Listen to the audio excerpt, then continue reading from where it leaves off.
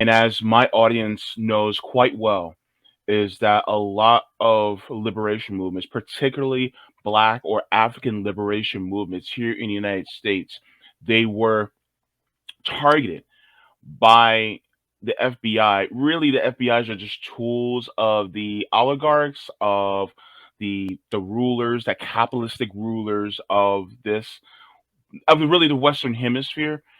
And so they see any type of movements like this as a threat to their power.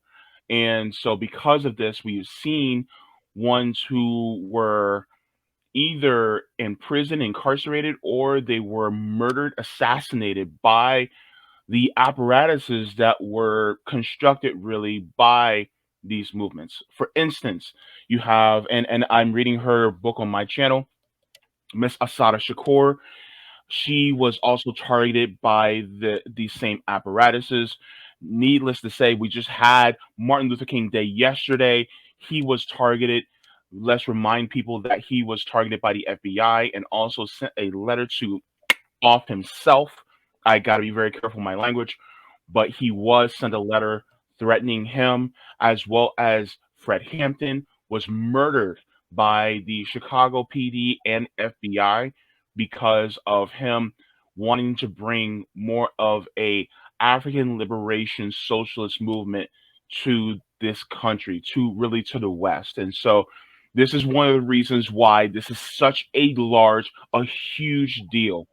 Now, back in July, there was a raid by the FBI. Now, a lot of times this raid actually got eclipsed by the FBI raid on former President Trump's home in Mar-a-Lago, Florida.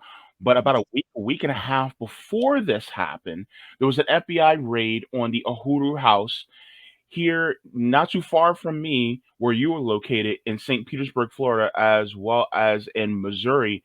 It was St. Louis, Missouri, correct? Yes. So it was in St. Louis, Missouri, as well as in St. Petersburg, Florida, and they really on the false grounds of Russian collusion. Can you expound on that, please?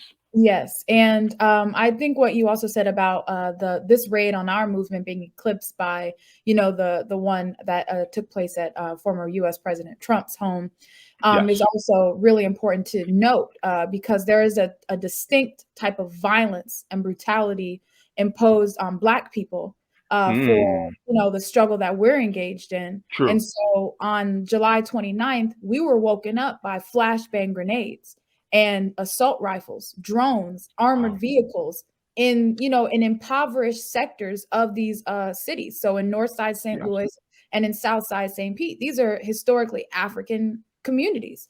Yeah. And so this is the type of violence that we were met with. Chairman Amalia Shatella had lasers pointed at his chest from assault rifles coming out of his home. They were handcuffed, even though they weren't being arrested, handcuffed and told to sit on the curb, which they didn't do. But all of this is the things that are used to intimidate our people and things like that. So this is what happens on July 29th. And as you mentioned, Hmm. the explanation that we would receive is because they are issuing an indictment on a man in Russia and saying that this organization is 50-year-old organization. And even more insulting, the 81-year-old chairman Amalia Shatella are pawns of the Russian government, which on the basic level makes an assumption, the insinuation that Black people are too stupid to know that we are oppressed and to organize and chart our own future. It's So, racist. this is the explanation. And of course, that's not new. The Russia thing, that's not Yeah. they targeted, some of the forces you mentioned just now were targeted with the accusation of Russia. W.B. Du Bois, Paul Robeson, and countless others, all targeted by the FBI and Russia being used as the cover to make war on Black people, because that's what's happening. War is being made on Black people by the U.S. government, but they can't explicitly say that, so they have to say it's Black people working on behalf of Russia, so we're actually going for Russia. So this is you said it yourself, it's just bogus, obvious. Hmm. but it's very serious what it is that they are attempting to charge us with, and the attack that was made on us is very serious and reminiscent of the attacks made on our movement in the 60s. And Fred Hampton, you mentioned, Chicago, there was a pre-dawn raid, 4 a.m. in the morning. They come in your most vulnerable state, and they did it 5 a.m. in St. Louis and 6 a.m. in St. Petersburg, Florida. And they stole our laptops, they stole our phones, they stole hard drives, like archive materials, all kinds of files and records. They stole that. They still have all of that stuff. Never, turned over our resources. So, this is, what I can say about that day, and just some of the things that I don't want to go too far. So, but yeah. Of course. So I think that's one of the reasons why your movement is so important. Now, there is indictments coming Mhm. that are against you. And the FBI, of course, is listing you and others as co-conspirators because they want to come after you. If you can talk about that a little bit, just so that people know the brevity of the situation. Yeah, as I mentioned earlier, I mean, this is a very serious attack, on our movement, and it can't be Yeah. something that is, not regarded as. I mean, we have to, if we saw the violence, if we saw the lengths, the extent that they were willing to go in the 60s, we have to, you know, Yeah. associate that with this period. And the fact is that this system is fighting for its life, because you look out and there is evidence of crisis abound. And in fact, the attack on our movement is evidence of crisis on on their end.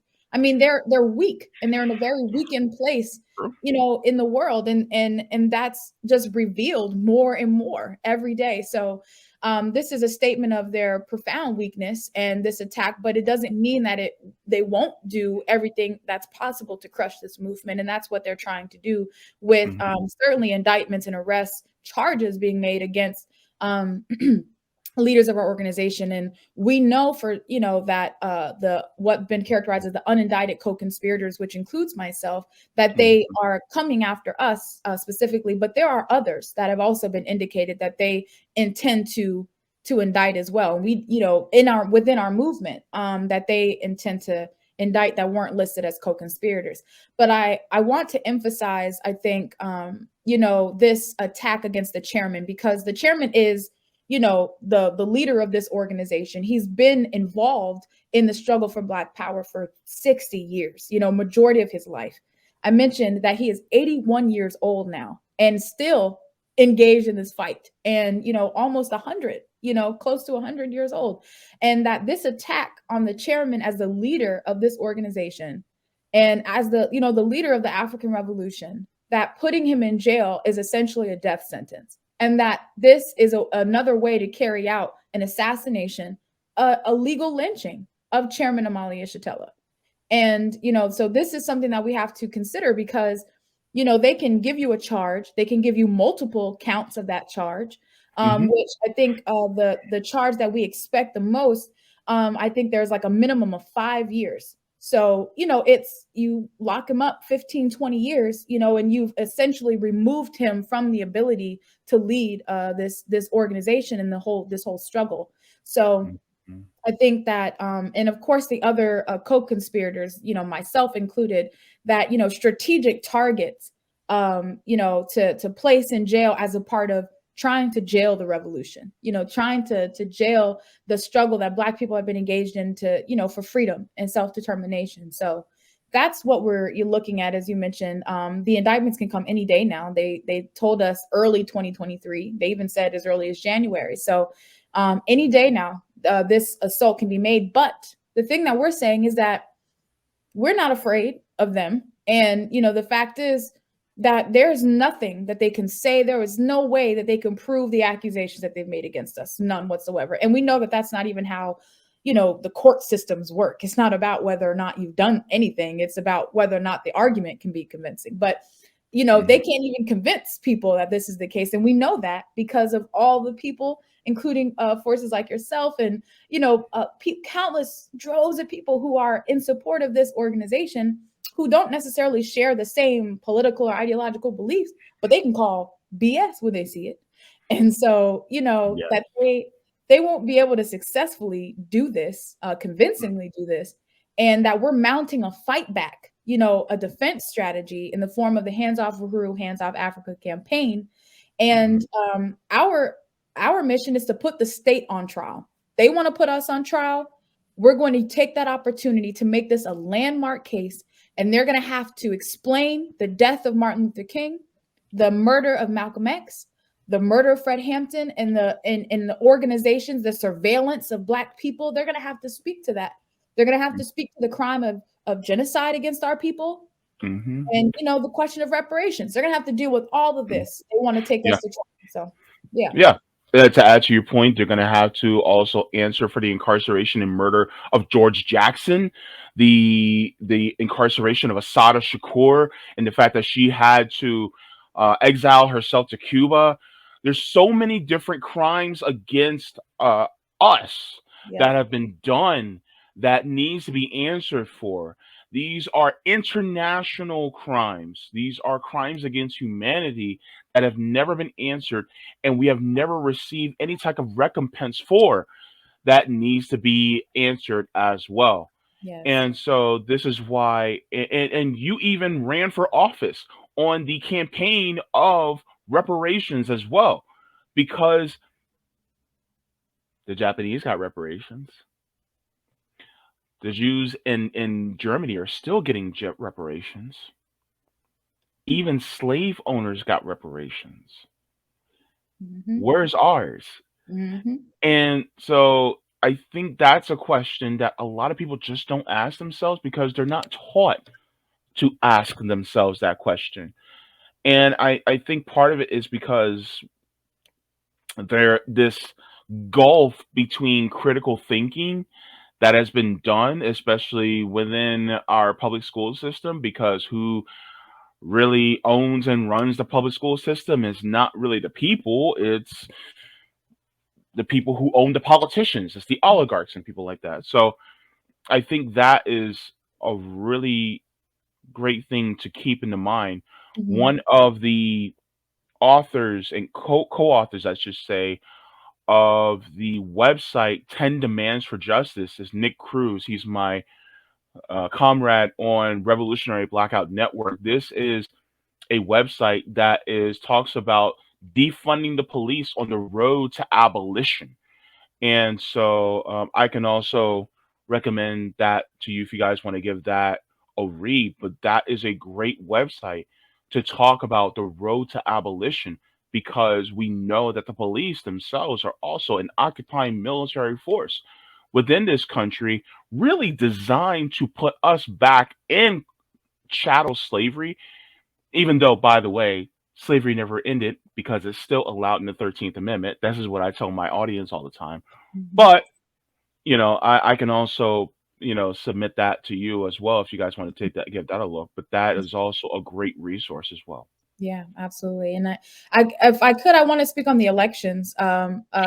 briefly, because this is something that came up in the indictment, and part of what they're using as evidence to charge us of being agents of Russia, and that they said part of it is that the elections that we ran in Hmm. 2017 were a part Hmm.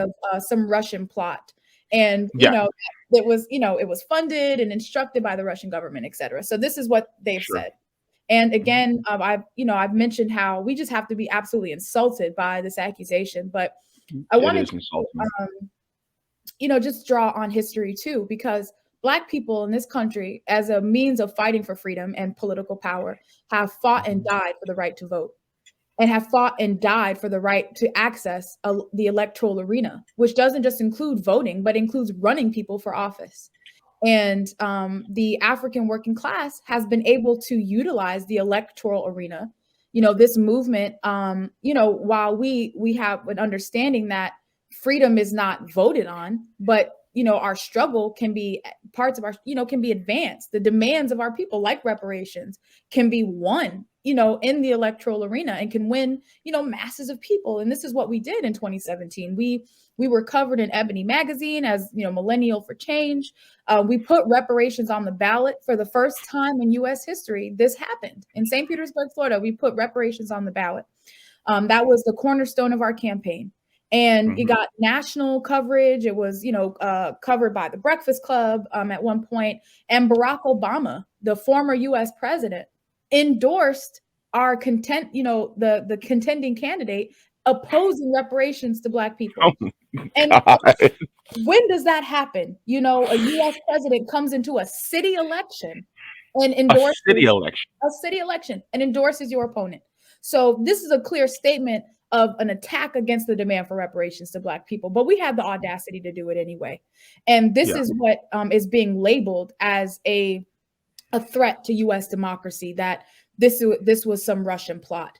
And the fact is that, we decided we were going to intervene in the electoral arena. We were not going to leave it dominated by the oppressor and by the forces that, like you said, the force who look like us, but don't speak in our interests at all.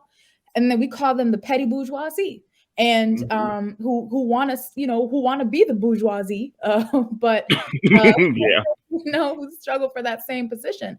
But so we have these forces who dominate the electoral arena most of the time. But our intervention, was extremely problematic for them. And so this is, again, something that they're using to assault us. But the same way in which Black people are being targeted right now for just participating in electoral politics is something that's happened to our people historically. I Oh mean, yeah. where we've been faced with white mobs, for trying to go to polling places. I mean, brutalized, beaten, water hosed, church bombs and things like that. I mean, against our people. And Chairman Amali Shell himself, part of how he got his start was organizing people in Madison, Florida, to vote. And he was And sorry, go ahead. and because we're in Florida, the Ocoee massacre that a lot of people didn't know about, all because Black people dared to vote. There was a massacre of Black people that were trying to vote here in Ocoee. Ocoee's what, 15, 20 minutes away from me, and just a couple of hours, like an hour and a half drive away from you. That literally happened here in Florida. Yeah, and I mean, so that's it. That's the history of a repression and attacks against Black people for doing something simple as trying to be able to participate in electoral politics. So this attack on our movement and we have to also see it as, a violation of the Voting Rights Act that gave Black people the right to vote. Yes. This is what they're attacking, our ability to participate in that process. So I just wanted to raise that as well, because it's just really profound, because we have to connect this to a history of attacks against our movement, not just some isolated random thing. This is a whole history that exists and has changed face and form at different times, but it's the same thing.